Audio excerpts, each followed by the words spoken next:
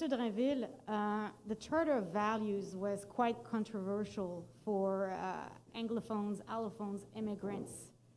What would you tell them today to calm things down? I don't think there's anything to be calm. I think at sea there's nothing to be calming them about. Bill 21 was voted. I'm very happy with it. It's before the courts, and let's see what the courts have to say about it. As I said in French, I will repeat it in English. There's a notwithstanding clause that was inserted in the Constitution in '82, and that was the deal breaker to have a Charter of Rights. It was the premiers, particularly Blakeney in Saskatchewan, Sterling Lyon in Manitoba, who said, we're going to go for a Charter of Rights, but there better be a notwithstanding clause to allow for the sovereignty of Parliament to supersede.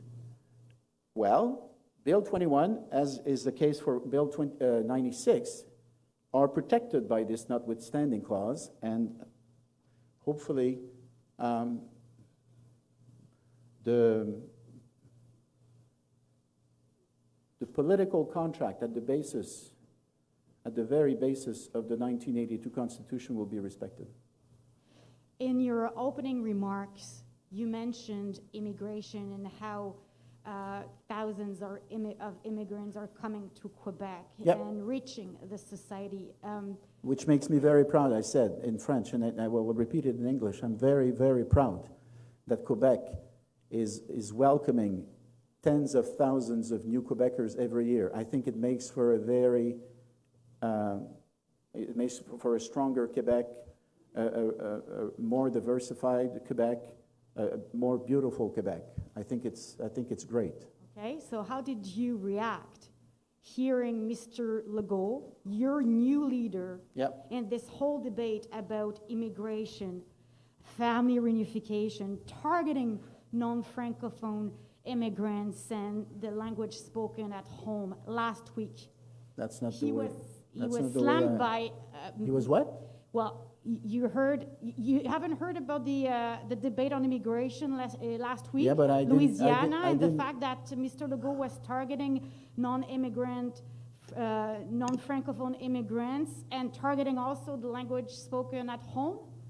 You're standing by Mr. Legault's words and it's his own approach on All this? I can say about this is that the French language will always be fragile, always be vulnerable. And we've been here in North America for 400 years, fighting to maintain our heritage, fighting to maintain the only Francophone society in North America.